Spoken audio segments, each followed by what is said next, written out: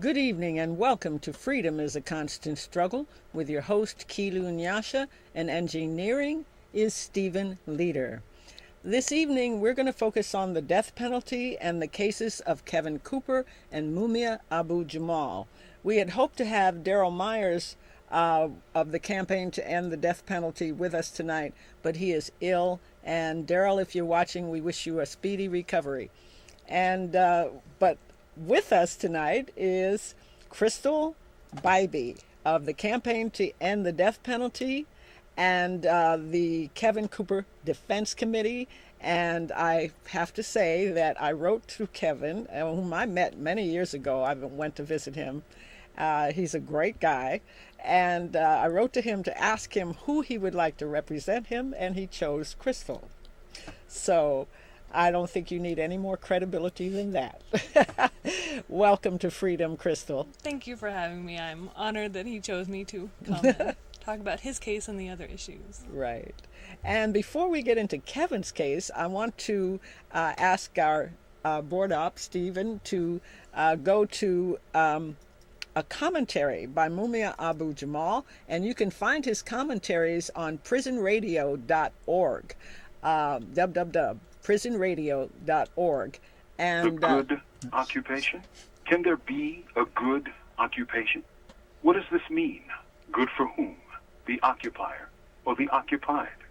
How one answers the third question determines the answer to the first.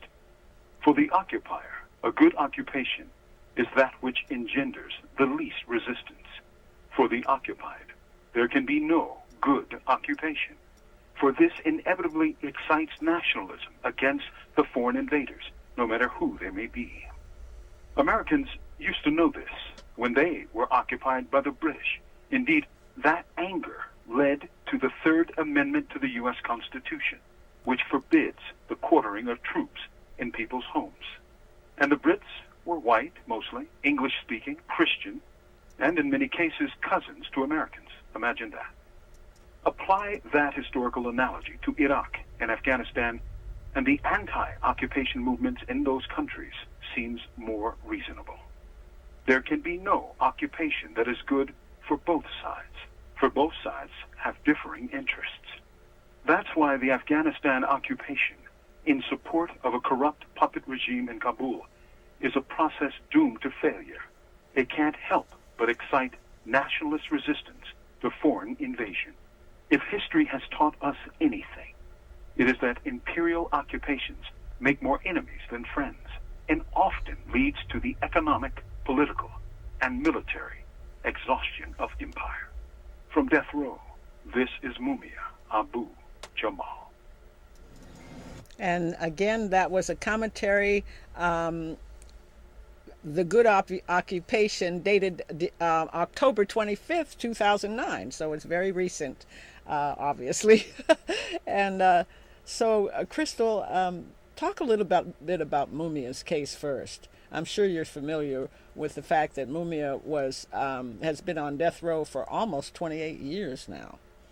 That's right. And I think that Mumia's case really shows everything that's wrong with the death penalty. I think that there's many reasons that he is one of the most, probably the most well-known death row prisoner in the country.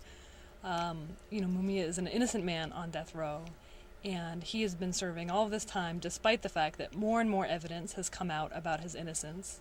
And I think that he's there because of racism, and also because of his political activities, being in the Black Panther Party, and really was a target for those political activities. So I think that all of those things combined, really, those are some of the very reasons that I think we need to get rid of the death penalty. Absolutely. Is because you do have innocent people on death row, and you have far too many who are there because of racism and bias.